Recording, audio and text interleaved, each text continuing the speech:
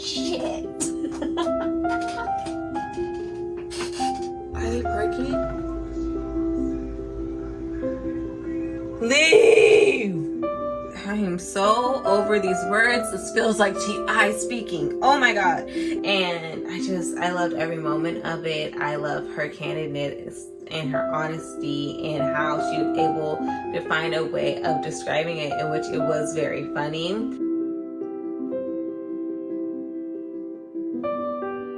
Hello y'all, welcome to the start of a new vlog. Please ignore any background noise you can hear. I once again did not feel like closing my window. Went through a whole summer of being able to do that, but nope, not doing it. But hello you guys, welcome to the start of a new vlog. This is going to be my September vlog. I'm just gonna see if something comes of this week. But yeah, we're just in good old-fashioned reading vlog, weekly reading vlog spirits. Maybe. Unless I decide to actually do this themed vlog that I have had planned for a while, then yeah. But we'll see. If this will either be just for this week or it'll be a cumulative one for the first half of September, and then I'll do the same thing for the second half of September, because I just really like doing weekly vlogs, or at least I used to, and I would love to try and get back to it in a time when I'm not doing a readathon so that I don't feel like I am failing at something. That being said, I don't know what I'm reading right now. I'm thinking about starting Magnolia Parks.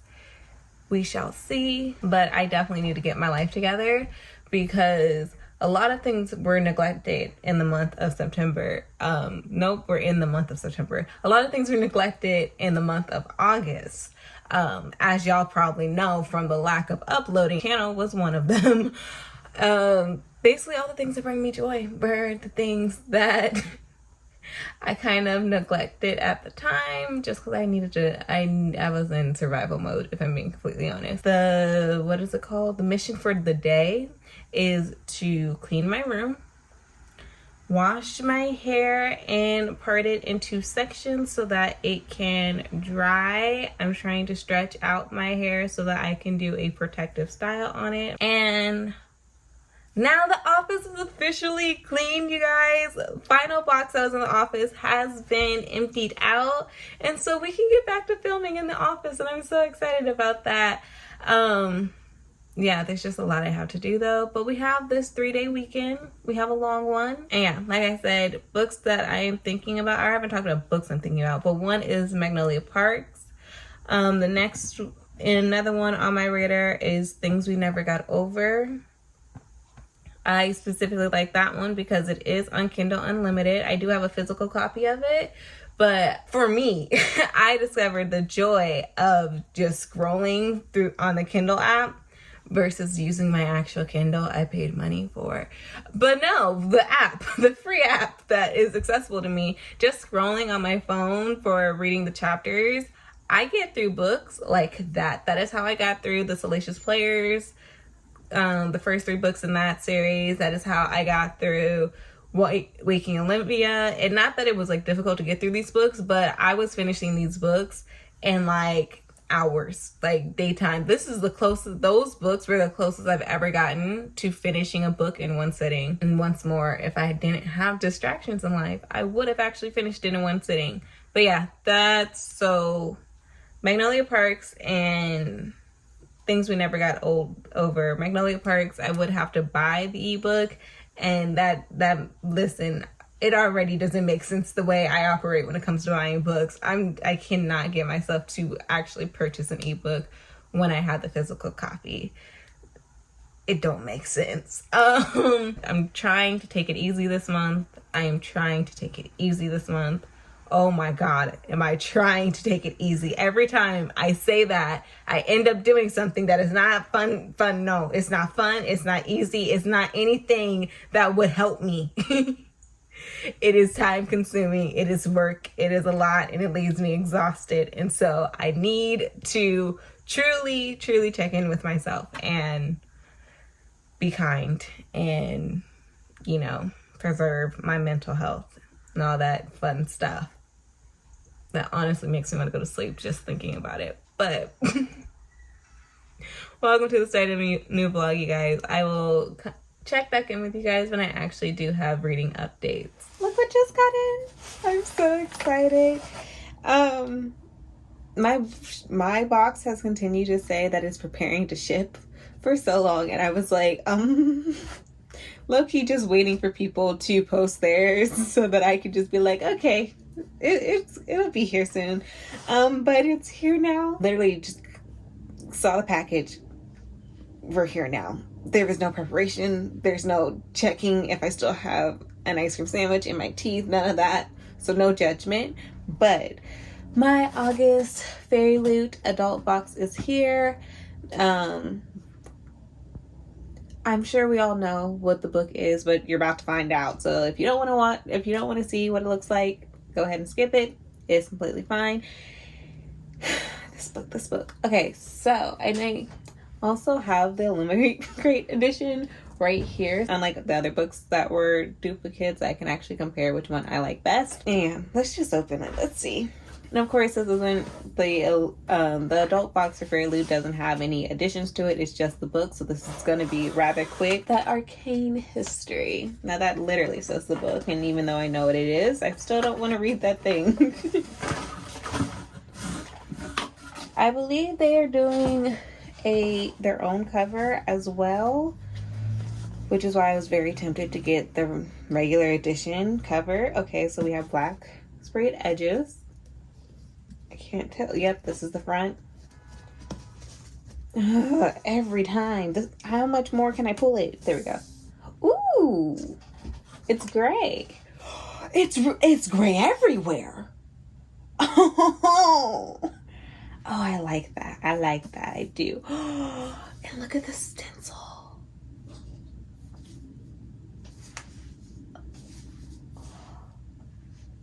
Oh. Oh, shit.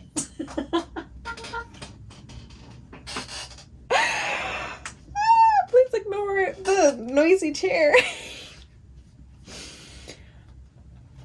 Oh, hush. Hoo-ha. Sorry. I'm sorry. It's so pretty. It's so pretty. Good sis. Right here. I will never not love her, okay? Oh my god, and the detail of the, like, I don't even know what color that would be. But, like, outline? Is that what that's called? I don't know. Ooh! Look at how he's staring at him. But, ooh, okay. I'm so happy.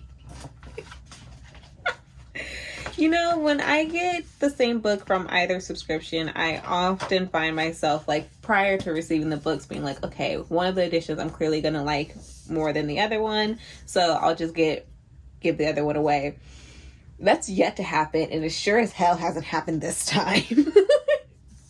I love that it's gray. I don't know. Okay, not that I care about anybody else's opinion about this other than me, but I don't know how anyone else is feeling about the fact that it's gray or what it looks like or anything, but I truly, utterly love this.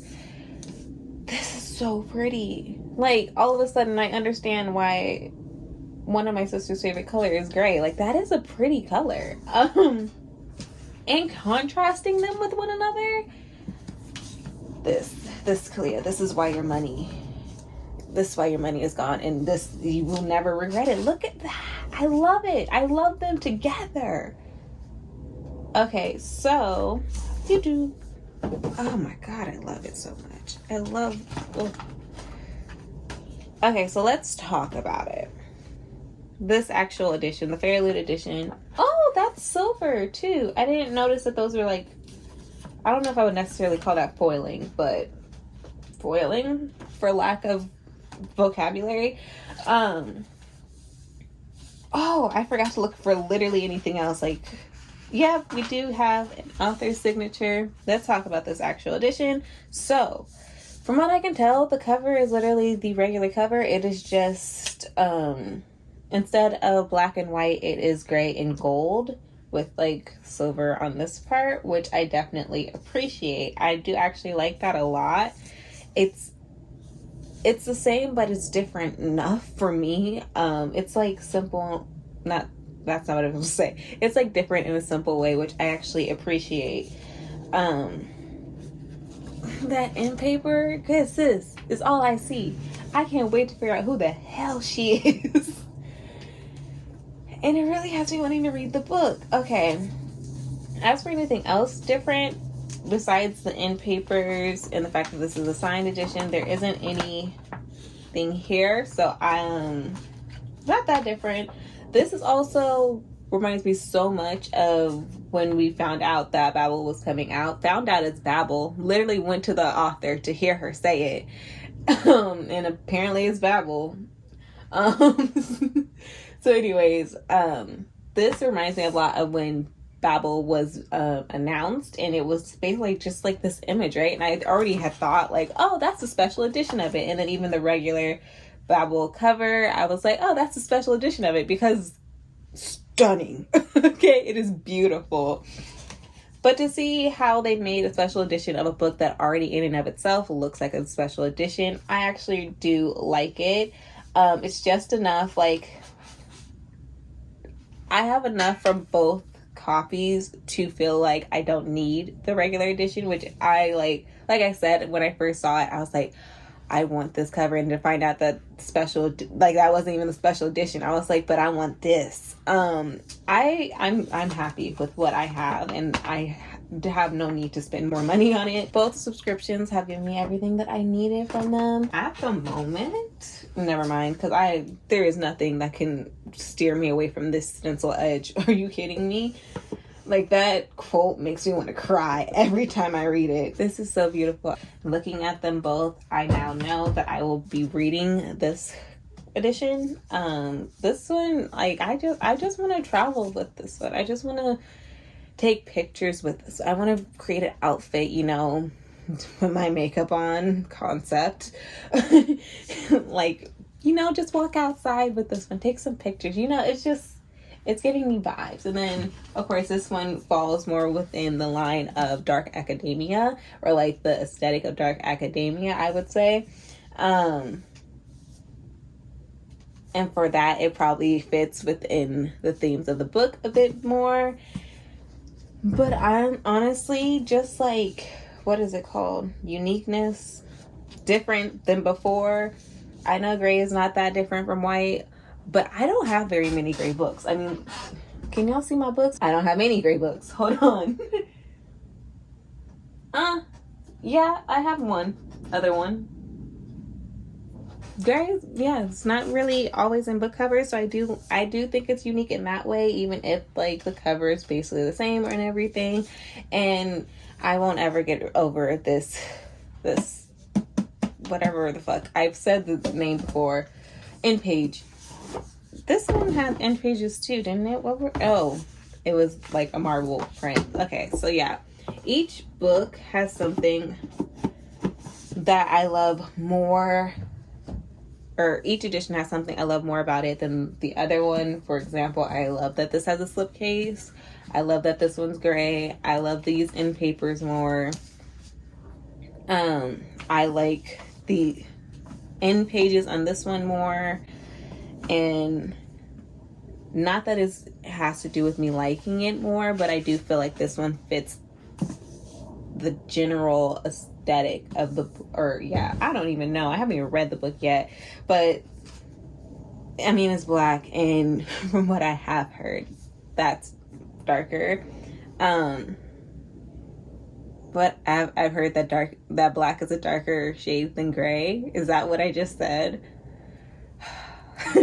But from what I've heard of the book, going for a darker theme for the cover makes more sense. Am I mad that this is a lighter fit? No, I'm not. Because this is dark and everything else seems to be like, I just love the graying. Anyways, I will update the vlog when I have something updated about. I'm not gonna lie, guys, I haven't really been reading. And Actually, I would probably will put like a little pause here because I actually have decided to start the vlog that I was talking about earlier in the vlog. So I'm going to take a break to film that vlog, and then I will come back for this one. Because I don't usually read more than one book at a time, and this week is not one of the weeks that I feel like reading more than one book at a time. So I will check in with you guys when I have a reading update that is specific to this vlog. Hey y'all, it is me again, here to let you know that I have diverged from my reading plans again. Honestly, I stand. I love this for me. This is me at my greatness. I'm just reading what I want. The theme vlog that I have in mind is still going to happen. I'm just gonna try and knock each book out as I go. And hopefully I find the not courage, but hopefully I find it within me to actually pick up the damn books. For there to only be 3, you would swear I was like climbing Mount Everest or something. I have been low-key avoiding them for so long. I just realized that I downloaded the Kindle app for praise because I was waiting for my Kindle to charge. I tested out the scrolling feature in the Kindle app, and a bitch ain't look back.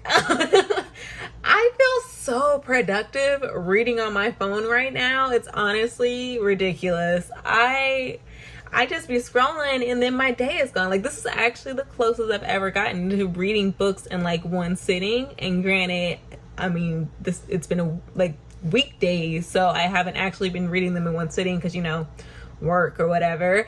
But it'll be like 2 sittings or maybe 3, or like, yeah, it's just been, and I'll just be reading so much, and they're actually books that are like keeping me up at night to read, which again isn't something I felt in a long time, and I'm really appreciating it. It low-key brings me the joy I had while reading Wattpad things, because I used to have scroll on Wattpad, and it just brings me back to that era. And so I feel like acting like I did back then, although bitch am I old, because I didn't have a hard time finishing those books. I mean, I didn't enjoy waking up 3 hours after I went to sleep, but I could do it. I try to do that. Well, not 3 hours. I try to be more responsible. I try to give myself 5 hours.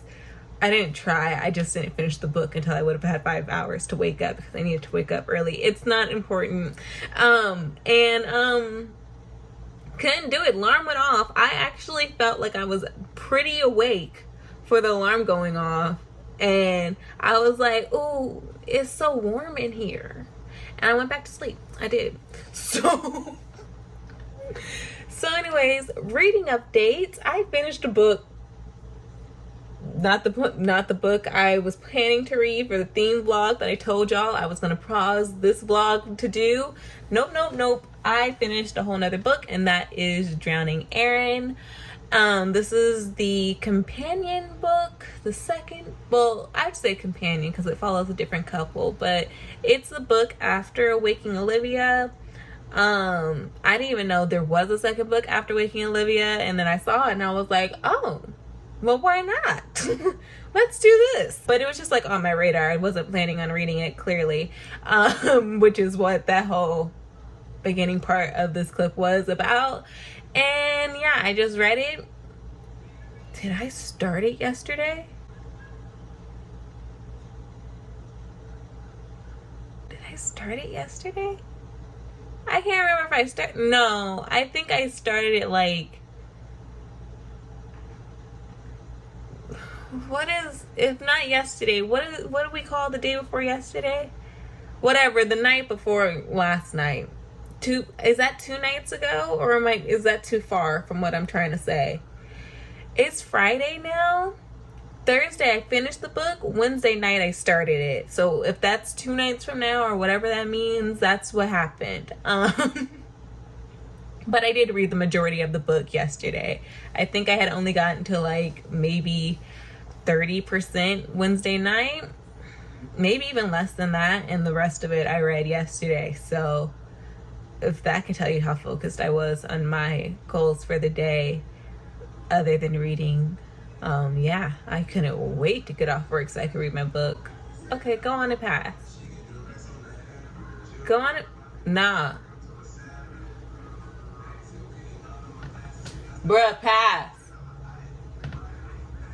Are they parking? Leave! Thank you. Started drowning Aaron. I was just curious as to what they were about to do. Yes, their books are standalones, but it never once crossed my mind that the author would do something else that was a part of the same world as the story, just because Waking Olivia just seems like its own thing, and like it's going to be its own thing. And have I talked about my thoughts about Waking Olivia? Rating wise, I believe I gave it 4.5. I'm not really sleepy, and I don't know why when I got tired I was like, oh, I should probably update the vlog, but here we are. I'm trying to be picky with my 5-star reads, and so I got a 4.5 because I really enjoyed that book. It was one of the ones where I was like, I don't know why I love this so much. It was just so elaborate, and I was very invested in figuring out like all the secrets I had to do with Olivia. And with Drowning Aaron, like, we knew that this is Olivia's friend, by the way, and it is a romance. I know y'all fucking lying. Just leave. It is a romance between Olivia's best friend Aaron and Will, who was Olivia's partner in the first book, his younger brother. I was so close to knowing all the names. I was so damn close. It actually almost hurts.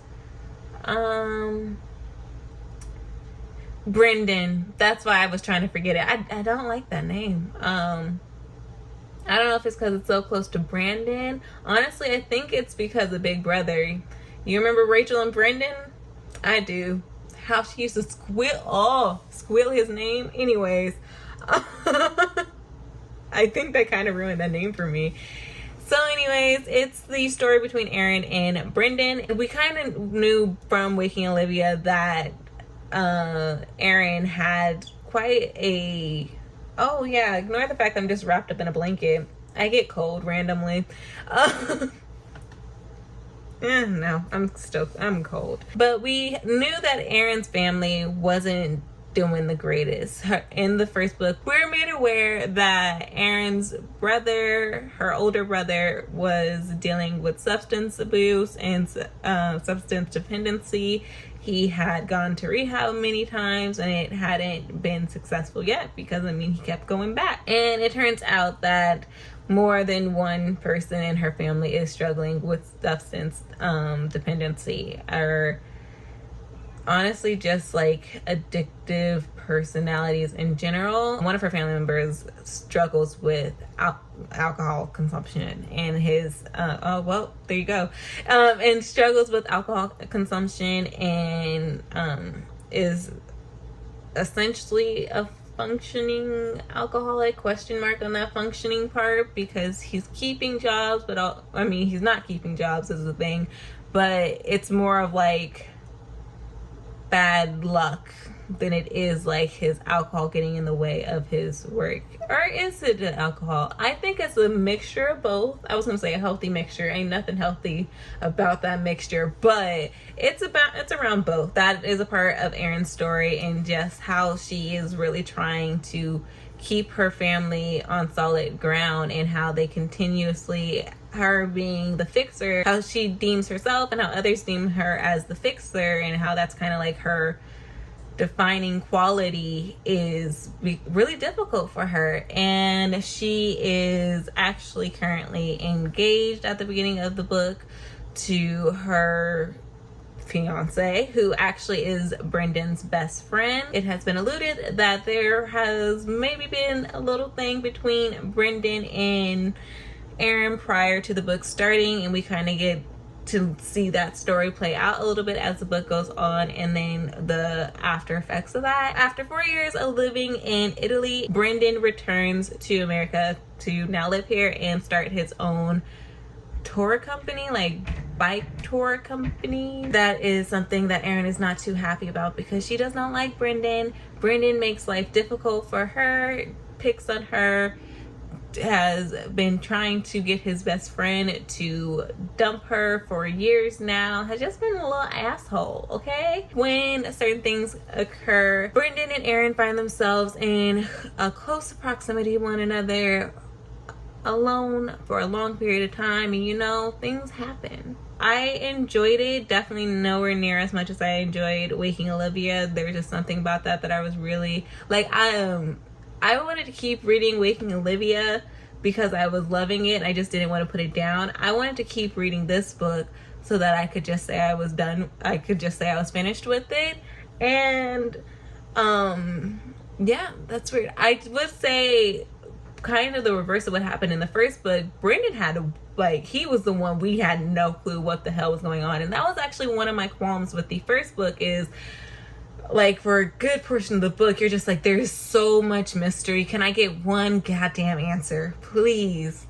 And it reminds me of when I took a creative writing class, and that was like a critique for one of my short stories, because they were like, it's a short story. You don't have time to explain all this stuff. And I was like, yeah, I guess I did leave a lot of things open.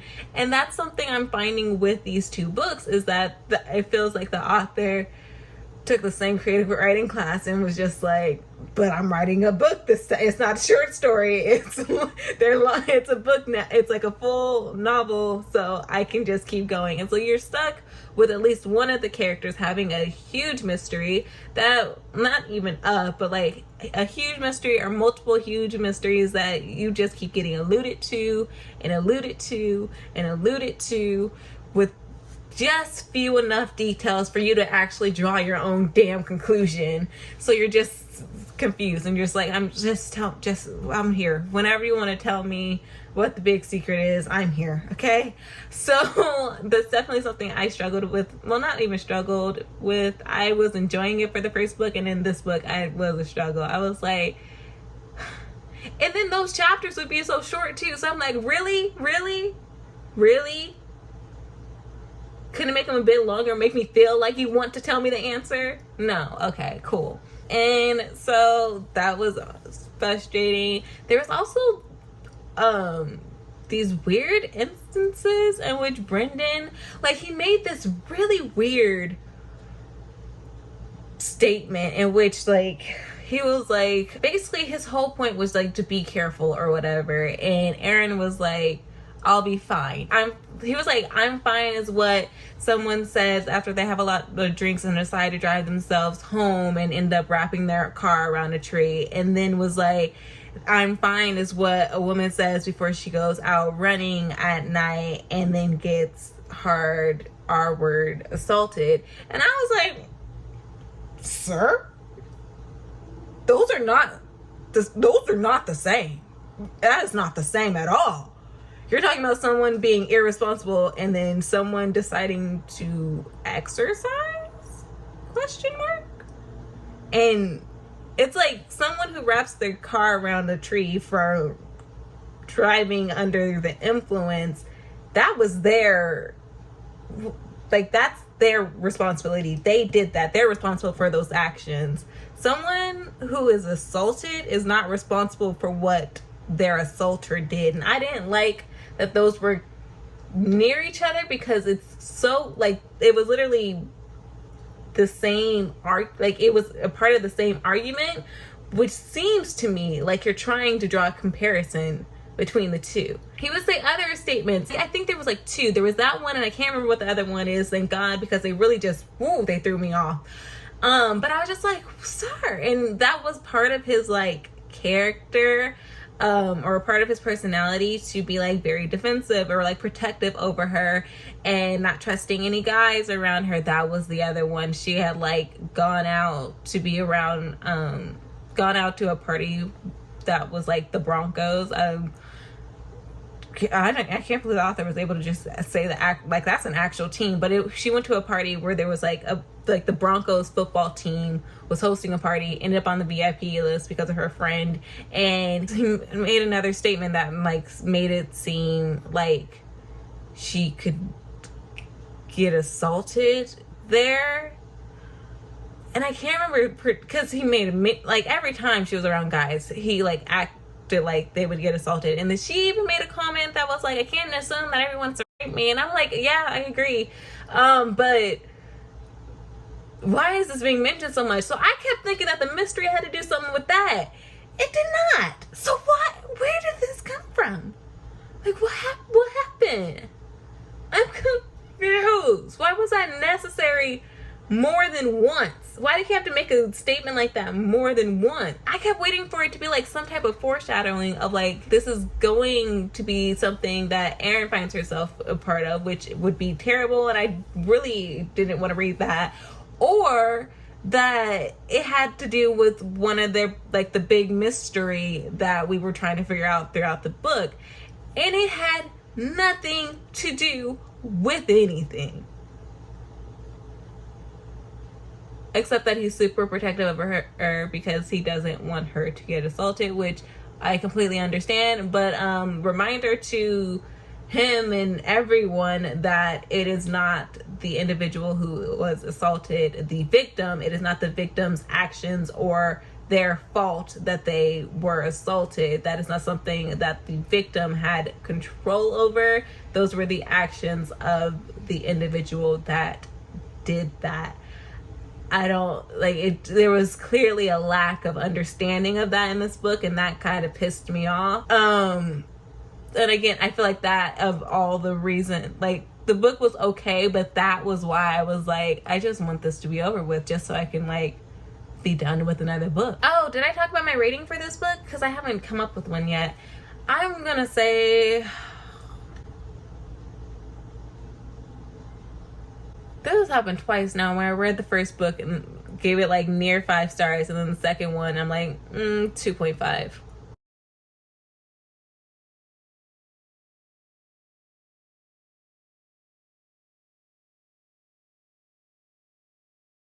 Also one of those books where I'm not gonna be like, oh, if you like this, I recommend this to you. Or even like, one, I'm not gonna go out of my way to recommend it, and I'm also not gonna recommend it as similar to this book. Like, I wouldn't do that either, because I don't want to recommend it at all, again, because of those times where he would have those weird character moments. And the last thing I need is for a man to tell me that I need to change my actions so that I can reduce the likelihood of if you don't go on somewhere.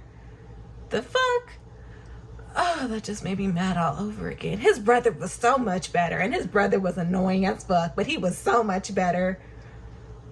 Oh, we also got more of like Olivia and Will popping up in this book, and I was like, oh,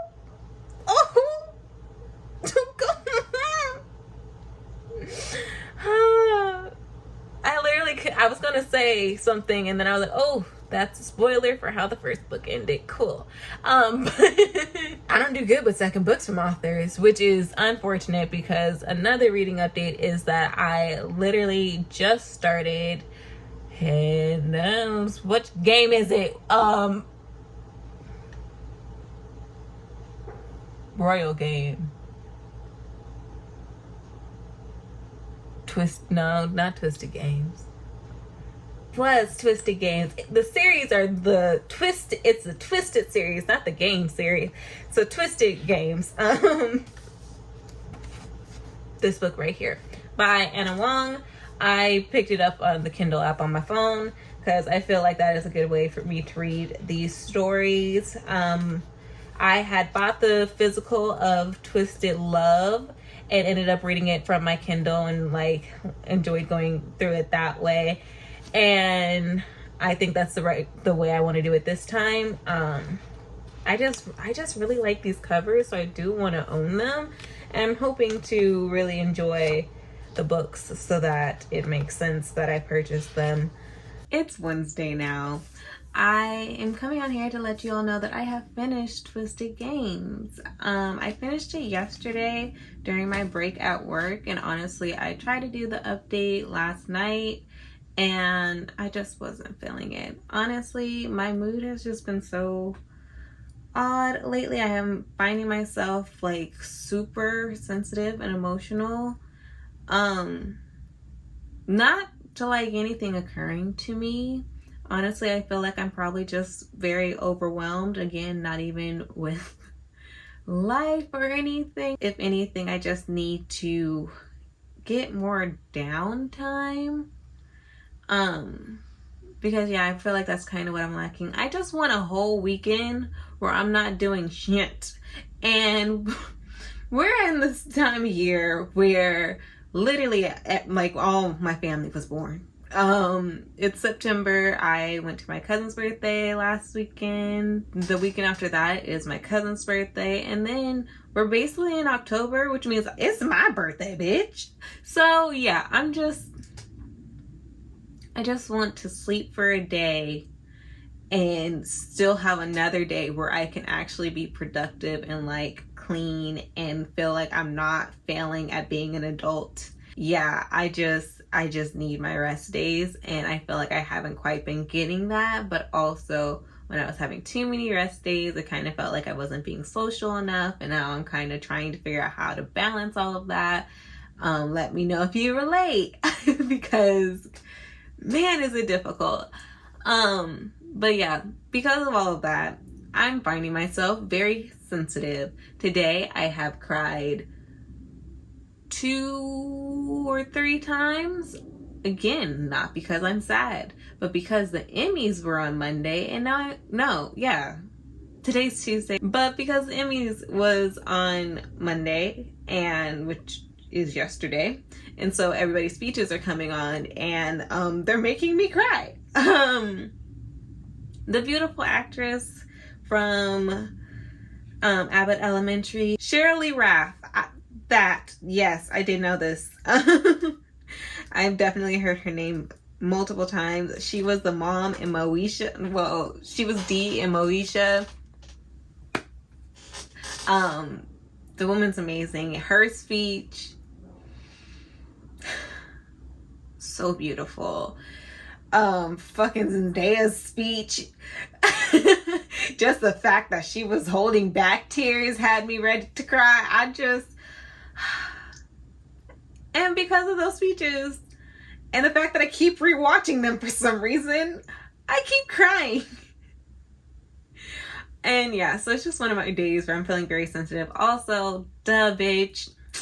As I'm talking through this, I remembered, yeah, it's that time of the month for me. So, duh, you're sensitive. Duh. But anyways, yeah, like I said, I finished Twisted Games. I gave it a 3.5 stars. I did really enjoy this book. I also just thoroughly enjoyed the romance in this book. More so even than the previous book, which is Twisted Love. I remembered. Yeah, I liked this romance a lot more than I did for Ava and Alex, I believe their name was. Wow, I remember the other couple's names too. Let's see if I remember their names though. Bridget and Reese. Y'all, this might be a first.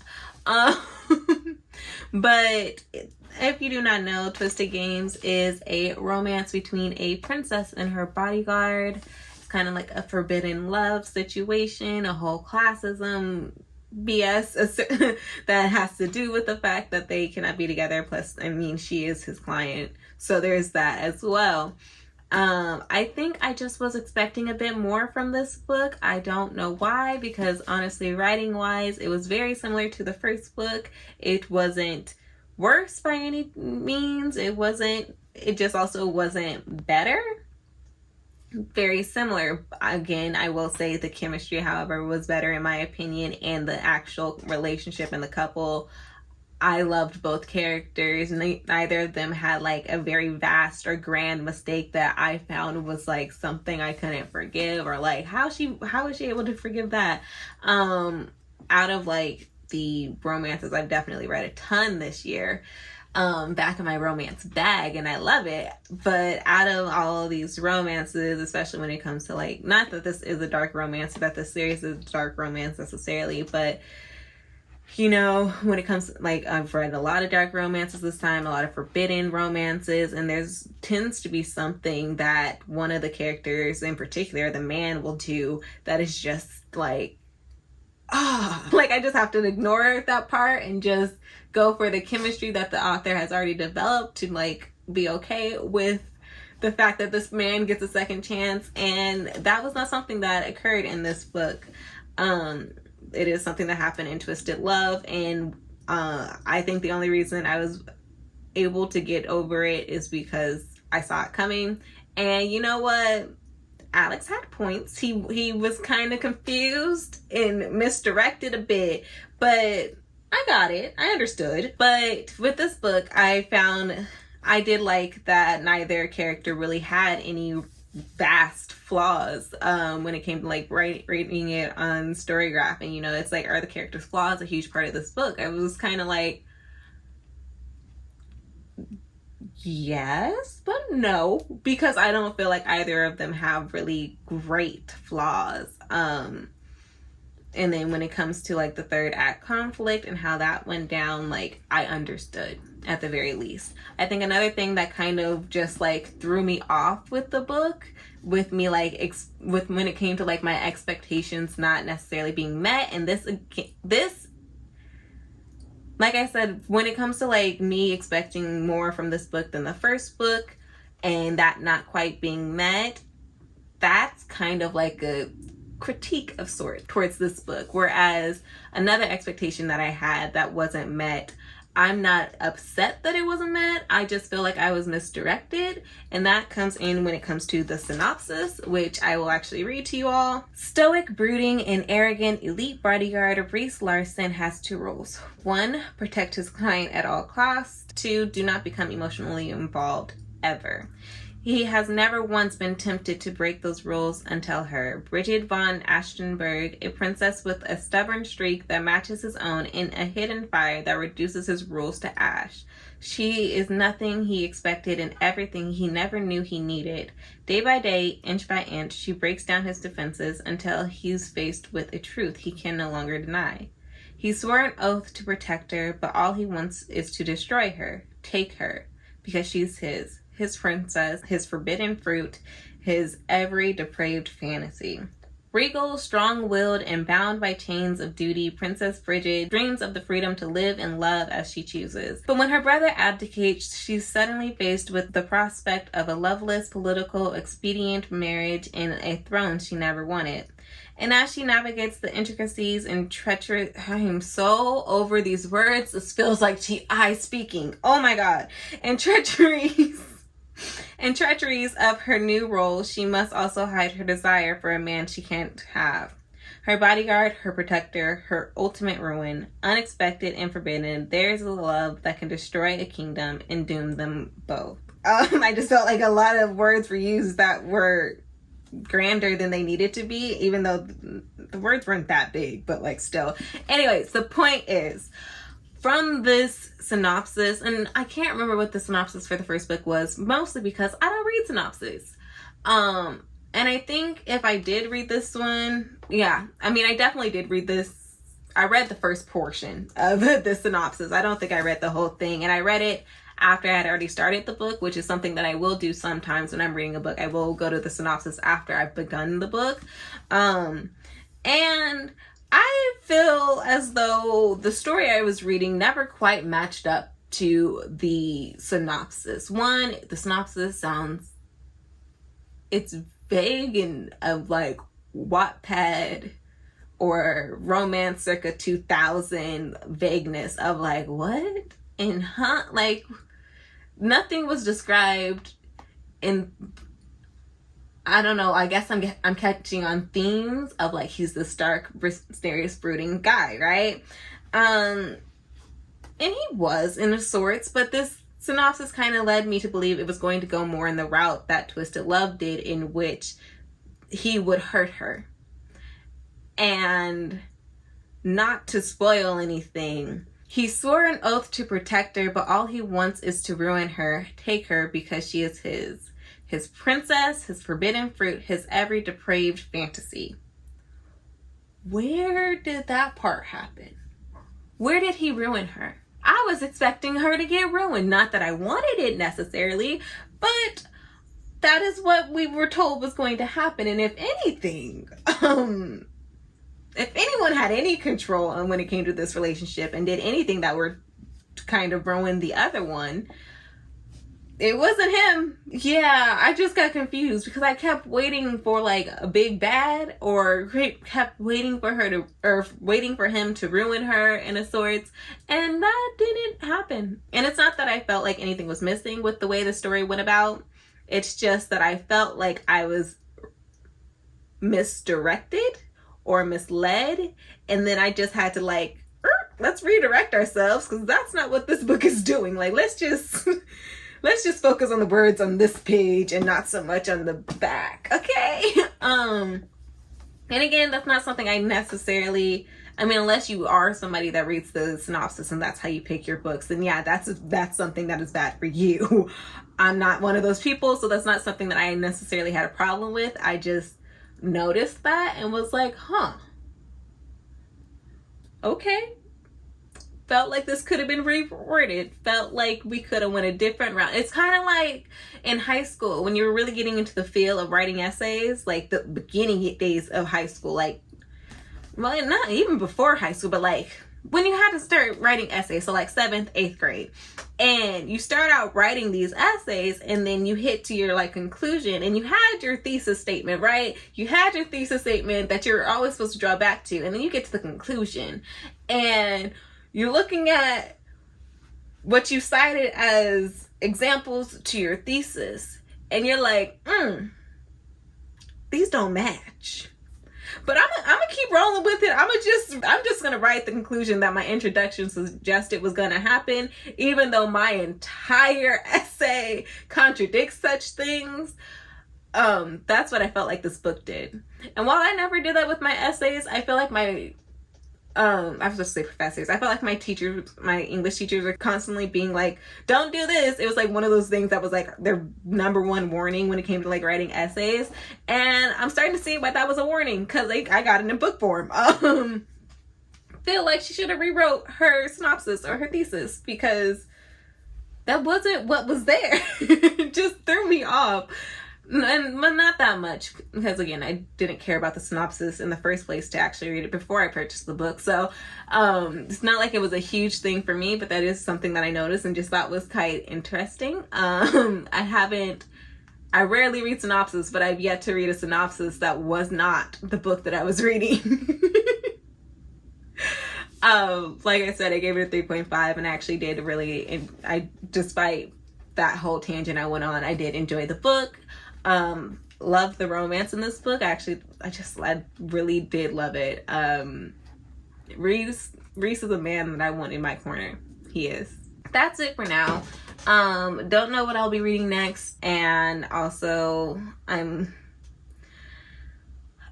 ever since reading, what was it? Waking Olivia, for some reason that book quite impacted me. It was just fun.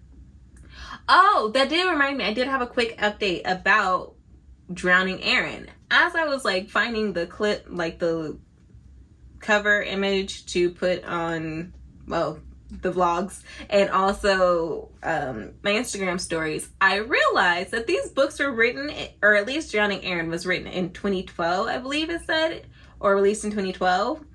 Made a lot of sense. Made so much more sense. Those like hiccups that I had, or like these hangups that I had when it came to the main love interest, alluding to or kind of mentioning assault in a way that made it seem as though it was the victim's fault. The book is from 2012. Okay, I understand now. Don't approve, but I understand how that occurred. And yeah, so like I was saying, ever since reading Waking Olivia, which was definitely read because of watching Olivia Reads Latte's vlogs.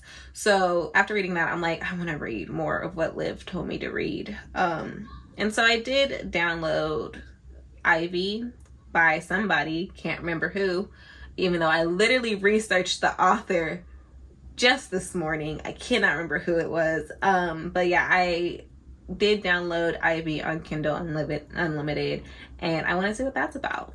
But we'll see what I end up picking up. I always get nervous when I get to this part of the vlog where I've like finished a book and need to go into, or don't need to, but I'm at to go into the next one, but I don't quite know what that next one is.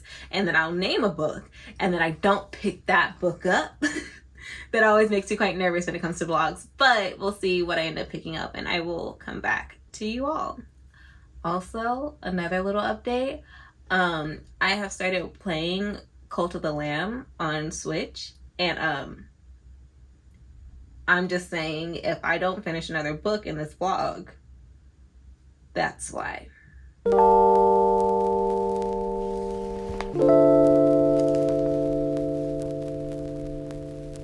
Alright, hello you guys. I just wanted to do a really quick outro for this vlog because I have finished 2 vlog.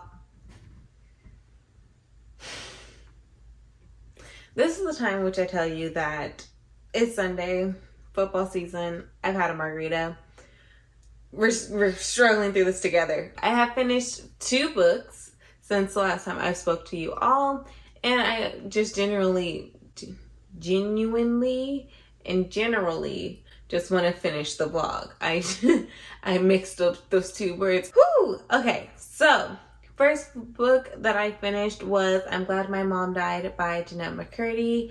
I couldn't get any footage of me reading this book. I listened to the audiobook for this book because it is narrated by the author, and I love that in books. Also, hey, got my first nonfiction of the month done, or my nonfiction of the month has been completed for this month. Shout out to that. Like I said, I read I'm Glad My Mom Died by Jeanette Mccurdy. I absolutely adored it. I loved her writing style. I loved how she was able to depict hardships and having a mother that didn't fit the mold of motherhood, that being like care and nurturing and, you know, doing all the things to make sure that your child is safe. Her mom didn't quite do that. In fact, her mom went out of her way to make sure that her daughter fulfilled the mother's role of the mother's dreams. Like, her mother projected her own childhood dreams and her own dreams onto her daughter, and that daughter is Jeanette Mccurdy, who was known for being Sam Puckett in Icarly, and also I believe they did a spinoff, or I know they did a spinoff because I read the book. But I had definitely aged out of Nickelodeon during this time, but they did that spinoff, Sam and Cat. We just got to see the behind the scenes of all of that, of the beginning of her acting career through Icarly, through Sam and Cat even, and how miserable she was during all of it. She never wanted to be a child actor, but she did want to make her mother happy, and just seeing how far she went into like doing whatever would make mom happy, and also the humor she was able to provide in these moments where you were able to witness like abuse and just these like really dark moments that you're just like, oh my god, I can't believe someone went through this, let alone someone that we watched in the public eye for so long. Like, I loved iCarly, I really did. I honestly was like a Disney girl, but iCarly on Nickelodeon, like I had my few Nickelodeon shows that I really loved, and like that spoke to me the same way that like that Disney Productions did, and iCarly was one of them. And looking back, like when I was younger, I was like Carly because she was like the good girl one, and Sam is just fun comedic relief during all of it. But looking back, I don't know if iCarly would be as impactful without her character being a prevalent role in it. And that being said, I know that they did a reboot of iCarly, and I have not seen it, mainly because I refuse to download another subscription plan. So if they ever do more than one thing that is worth it for me on Paramount Plus, I definitely will watch it. But I remember watching Icarly, loving it. I also loved Icarly because it took place in Seattle, and I just had and also the high school that they were in. I knew what high school they were referencing, because it took place in Washington. It took place in Seattle specifically. And so I did really like that. So I did really enjoy iCarly. I loved Sam's role in it in particular. Looking back at the show, I don't know if it could have been as big as it was without her character. And to know that during that time, she was going through so much emotional and mental abuse from her mother and physical abuse, honestly, with how much her mother encouraged her to exhibit behaviors that would then lead into an eating disorder, and honestly just encouraging her daughter to have an eating disorder without saying those words flat out. And just wow. I did read this it took 2 days. I listened to the audiobook during a full day of work in which I had to do this PowerPoint project. Didn't really have to focus that much. And then a little bit of the next day of work. So Thursday and Friday, I read it. And I loved every moment of it. I love her candidness and her honesty and how she was able to find a way of describing it in which it was very funny. I did recently, just last night, watch the video in which she was interviewed by Trevor Noah on The Daily Show. And she had just one, highlighted how she really appreciated the way this interview was going about, but also, the questions he was asking was really great and in-depth, and a lot of the questions that I had about when it comes to forgiving her mother and what that looks like and if it's occurred, and then also just the processes that she had to go through while writing this book. It was just a really great book is what I'm getting at. It's just a really amazing book. I know the way I was first introduced to this book was people shaming Jeanette Mccurdy for writing a book that was titled "I'm Glad My Mom Died," and how she was just getting so much flack for that being the title of her book. And that was far before it was even published, far before the release date of the book. And so the book was finally released. We all got to read it because literally everybody is reading this book right now, but we got to read those words that are in that book and we're like, oh, sis had a point. And I just admire her vulnerability and her honesty in being able to portray this story and its whole multifaceted way. I think something that really stood out to me from the interview is that her saying forgiveness isn't something that I need to be working towards, because ultimately that was something even in forgiving my mother after she's passed, I would be doing that for my mother. And the imagery or the image of her that I have held up for so long. Instead, I want to honor my own story while also being able to depict what I experienced in the humor that I experienced it in, because she just talks about how her mom was she would do these things that were quite abusive, but she would say them in the cadence of the way that she said them would be quite humorous. And so you don't really notice the abuse as it is presented to you in that time until you spend years in therapy and then you reflect on it and you're like, oh, that was actually kind of fucked up. So I just really love that book, and I can't wait to get myself a physical copy of it. Not even so much to annotate it, which usually when I listen to an audiobook and want the physical copy, it's so that I can annotate it. I just want this book. And actually, when I went to the bookstore recently, which reminds me, I have a haul that I have to show you guys. When I went to the bookstore for this haul, I was looking for the book, and I literally only saw a singular copy that was on display at the front desk. That was the help center.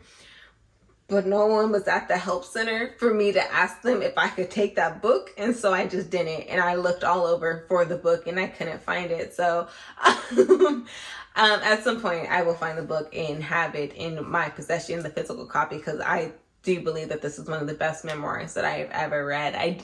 Speaking of, I gave it 5 stars.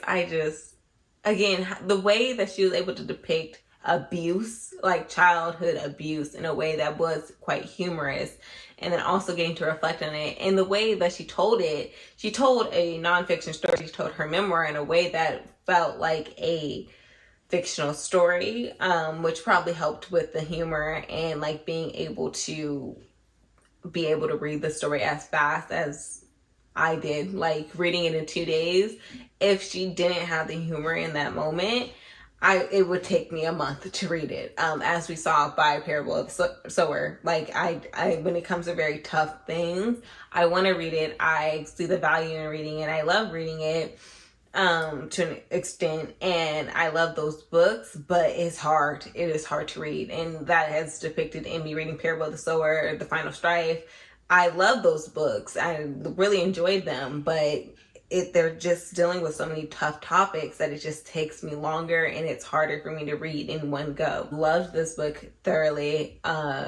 Definitely check out the content warnings before you go into it, and if you decide that that's a book that you would want to read and that the content warnings won't be as triggering to you, I definitely recommend. I mean, you know your own mental health more than I do. And as I always say, when it comes to books like this, like, you know your mental health better than me. That is always what comes first. Your story, your experiences, your mental health is always what comes first and foremost. Don't let me recommend something to you that will harm you in any way. My story is my story, your story is your story, and we each have different triggers. So I don't want to like flat out recommend the book, but I will say it is very well written, and I just appreciate Jeanette Mccurdy for sharing her story with us all, because just reading it, I was like, the vulnerability that had to occur for her to be able to release this story in particular, like, oh my God. And there was like, I had that moment in the same sense that I had with Know My Name, of like, I admire this person for being in a place in which they can share their story in such an eloquent and like just beautiful manner. Wow. Very well done. I'm so happy that Jeanette Mccurdy is back in the spotlight for us all to witness in her own way, in a way that she has decided versus what her mother had decided for her. The next book. The next book I will be talking about that I finished literally this morning. I was planning on finishing it last night, and then I didn't. So that book is Tricky Princess. It is the second book in a series. The first book was Tricky Magic by L.L. Campbell, I believe. So I won't be going into depth about this book because it's the second book in a series. I had read the first book in December. It was at the end of last year. I don't feel like going into it, but if you would like to watch any of my old videos and like to know where I was in my mind, like headspace, when it came to last year and the beginning of this year, go ahead. They're there. The videos are there. Also explains the sporadic uploadings of currently. We're at the end of this year, which means that we're at the anniversary of last year, and I am anyways, I read Tricky Magic at that time last year. I just needed something easy to read, relaxed, wouldn't take too much brain power. I could just enjoy the moment while reading that book, or reading whatever books I picked up, and Tricky Magic was one of them, and I just enjoyed it. It wasn't that in-depth. I liked the magical world because it did encompass like witches, demons, and other magical beings, vampires, werewolves, the whole lot. And so Tricky Princess takes place following that story, and we get to see more of hell in this one. It is much more so a setting than it was in the first book. I enjoyed it. I did not rate this book, so before you ask me, I did not rate it. I enjoyed it. The story is okay. It is also the first series that the author has ever worked on, and I believe the first 2 books that the author has written. So it very much reads like that. But I'm enjoying them. They're very much or at least I very much appreciate them as like my filler books, as I'm trying to not read something too difficult while also prepping to read something that will actually require my mind and in-depth like analysis and like reading and stuff, and like that like critical reading lens for it. Yeah, I need some filler books between going from one of those books into another one. And so these two books, Tricky Magic, the first book that I read last year, and then Tricky Princess, are perfect for that. Smut level, very high. Whole chapters are dedicated to scenes. Reading books like this is just always fun for me. I don't really have much thoughts for the book, which is why I didn't rate it. It also doesn't align with literally any rating that I could have placed on it. I don't think that the book is a negative experience for me at all. I do appreciate them for being that like filler, just like a little reading moment for me. They're books that I get through really quickly. And I do just ultimately really enjoy the world. I am anticipating the next book in a sense, not too much, because I knew that this book, like the second book, was coming, and I was excited to get to it in the sense that I wanted to read further, but that book wasn't yet released when I had finished the first book. And so I was like, okay, I absolutely will be reading the second book, but I wasn't all too much like, oh, anticipated release, I must read it the second it comes out. No. I just found out that it had been released recently or sometime this year. I could have easily missed the release date and hadn't noticed. But I found out it was released, picked up the second book, read it. And that is what I mean when I say I anticipated it. Release the book, I will read it when I find out that it's been released. That's as far as my anticipation for the series goes. Did enjoy it. I think other people will really enjoy it. If you like that paranormal romance with quite a bit of smut ingrained in it, I think that this is right up your alley. Not too hard to understand the world. I think that that is something that I really like about the world this book takes place in, is that it's our world but with paranormal elements, and it just makes it more fun. It's like, yes, the magical elements of it are very intense and you have to really focus on them, but also it's our own world. So it feels as though I'm already kind of ingrained in this world and that I understand it quite a bit. Like, that's what makes it easier to read until the second book, honestly, in which we are introduced to a new setting again, which is hell, Hell, and there are whole new political aspects introduced that need to be taken into account. And yeah, there were some moments where I was just frustrated with the main characters, or that the main characters annoyed me, but didn't really harm my enjoyment of the book all too much. And I do think that for the second book, it had more to do with not annoying me to the point where I no longer enjoyed the book, mainly because of remembering reading the first book. So I will say that. Will still look forward to reading the third book. I think these are great books for me to read as like filler books or as transition books into something more serious. Like I had mentioned prior when I was talking about I'm Glad My Mother Died and seeking a physical copy of it, I did go to the bookstore on Friday, and I went because the Barnes & Noble edition of A Court of Silver Flames was released. Did I need this? No, I didn't. Do I know what Barnes & Noble edition even freaking means? Also, no, I don't. I like this paper. I just wanted it. I have been thinking all year about rereading this book because it is one of the books that I really enjoyed last year. And I love Nesta, and Sarah J. Maas is not releasing any books in this particular series of hers anytime soon. And so, which is why they keep doing shit like this, like releasing paperbacks and exclusive editions of the paperback because this is not gonna release these books to us anytime soon, and we all know that. Sarah knows that, the audience knows that, the publishers know that, we all know it. So we're just gonna suck up what we can. And out of her series, out of her books, I think this series in particular has the most nostalgic feel for me personally. And and then on top of that, this book in particular, A Court of Silver Flames, I loved it so much. So I do want to reread this before the year ends. That being said, now friend. How the fuck? How the fuck did I not know that this book was released? I thought I was on it, but clearly I wasn't, because The Weight of Blood by Tiffany D. Jackson was released, and I somehow did not know.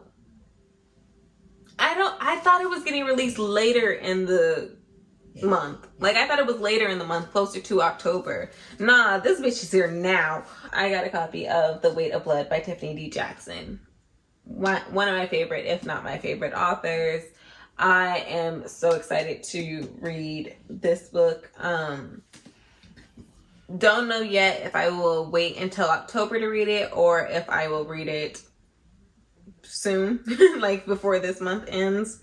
Can't quite tell yet. I want to get to the book as soon as possible, but also I acknowledge that just like mentally, my headspace has not been there in a place to read. So I probably can't. I probably won't be getting to this until October, which is completely fine.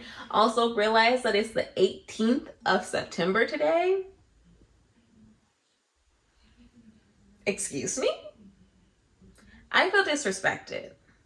I don't like that. Why is September over halfway done? No. This is disrespectful. Anyways, very excited to have these two books. I'm just so happy. I'm so happy that this one surprised me and I got to like see it, and it was like, literally, I was in the bookstore, I saw it, I said, okay. Like, I was like, don't mind me. I specifically, because I was only going for this book, specifically did not grab a basket, had like arm's length, and was like, I should have grabbed a basket.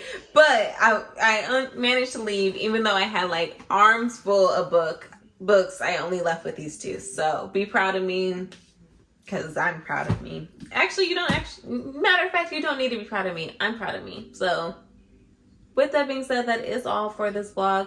So thank you so much for joining me for this one. I hope you all enjoyed it. If you did, go ahead and leave a moon emoji. No, leave a flame emoji. I picked the wrong SJM series. Leave a flame emoji for this beauty right here. Leave that like button, and if you are not yet subscribed, why not? Go ahead and press that subscribe button down below. I don't have to do my whole spiel because this is only a vlog. Stay tuned for some sit down videos, because we will be getting back to those soon as I have time, which I never have time, but I'm going to do better at scheduling. So yes, stay tuned, you all. I hope you guys have a wonderful morning, day, or night that you are in. Bye, guys.